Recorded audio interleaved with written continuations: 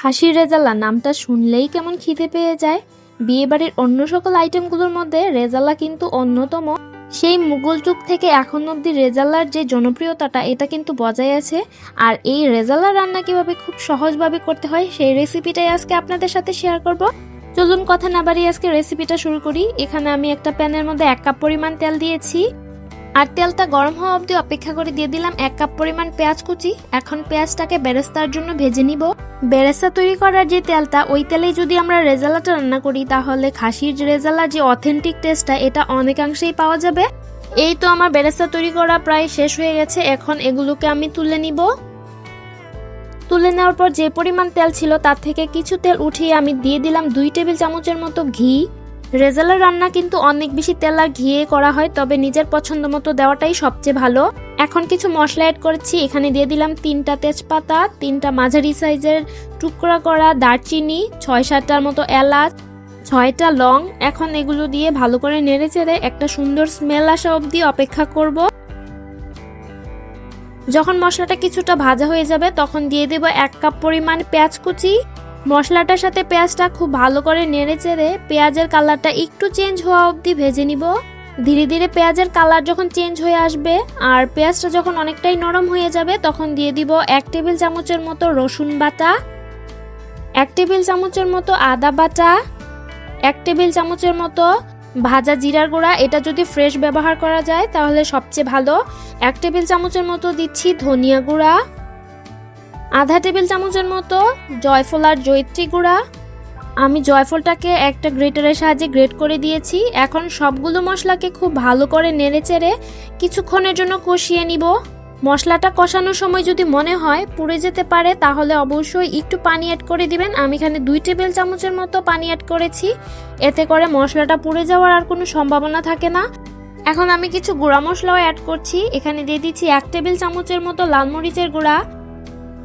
রেজালা রান্নায় যেহেতু কাঁচামরিচও ব্যবহার করা হয় সেক্ষেত্রে ঝালটা বুঝে শুনে দিবেন। আরও দিয়ে দিচ্ছি 1 টেবিল চামচের মতো হলুদের গুঁড়া।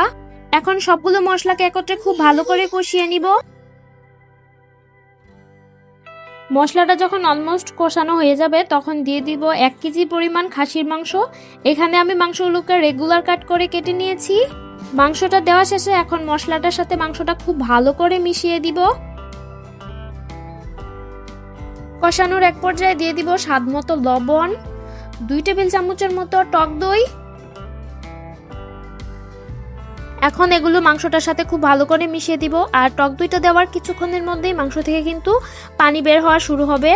ভালো করে মিশানো হয়ে গেলে এখন ঢাকনা দিয়ে রান্না করব যতক্ষণ না মাংসটা খুব ভালোভাবে সিদ্ধ হয়, ঠিক ততক্ষণ। এই ফাঁকে আমরা আরেকটা মশলা তৈরি করে নিচ্ছি। এখানে আমি নিয়ে নিব পেঁয়াজ বেরেস্তা।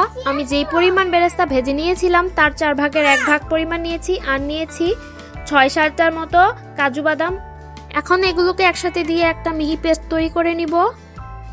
এখন ঢাকনা তুলে দিয়ে দিব কয়েকটা কাঁচামরিচ। আপনারা চাইলে কাঁচামরিচটা ফালি করে দিতে পারেন। আমার মাংসটা কিন্তু অনেকাংশই সিদ্ধ হয়ে গেছে। আপনারা চেষ্টা করবেন কষানোর মাধ্যমেই মাংসটাকে অনেকটাই সিদ্ধ করে ফেলতে।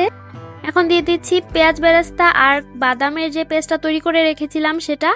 এখন এগুলোর সাথে মাংসটা আমি কিছুক্ষণ কষিয়ে ঢাকনা দিয়ে আরো কিছুক্ষণ রেখে দিব। এতে করে মাংসের স্বাদটা কিন্তু দ্বিগুণ হয়ে গেছে এই মশলাটার কারণেই। এই পর্যায়ে আসলে দিয়ে দিব 1 কাপ পরিমাণ গরুর দুধ। আমি দুধটাকে আগে থেকে জাল করে অনেকটাই ঠান্ডা করে নিয়েছি। কুসুম গরম অবস্থায় দুধটাকে দিয়ে দিব। এখন আবারও ঢাকনা দিয়ে রান্না করব যতক্ষণ না মাংসটা পারফেক্ট ভাবে কুক হয়, ঠিক ততক্ষণ। এখন ঢাকনা তুলে দিয়ে দিব আধা টেবিল চামচের মতো গরম মশলার গুঁড়া। এখন কিন্তু রান্নার একদমই শেষ পর্যায়ে। আমি শেষে দিয়ে দিচ্ছি কয়েকটা আলু বুখারা, আরও দিয়ে দিচ্ছি কিছুটা গুঁড়া দুধ আর মাওয়া একসাথে মিশিয়ে। এটা কিন্তু অবশ্যই দেওয়া ট্রাই করবেন। উপর থেকে পেঁয়াজ বেরেস্তা ছড়িয়ে দিয়ে আমি রান্নাটা শেষ করলাম। আমার এই রান্নার ভিডিওগুলো যদি আপনাদের ভালো লেগে থাকে তাহলে অবশ্যই আমার চ্যানেলটাকে সাবস্ক্রাইব করতে ভুলবেন না।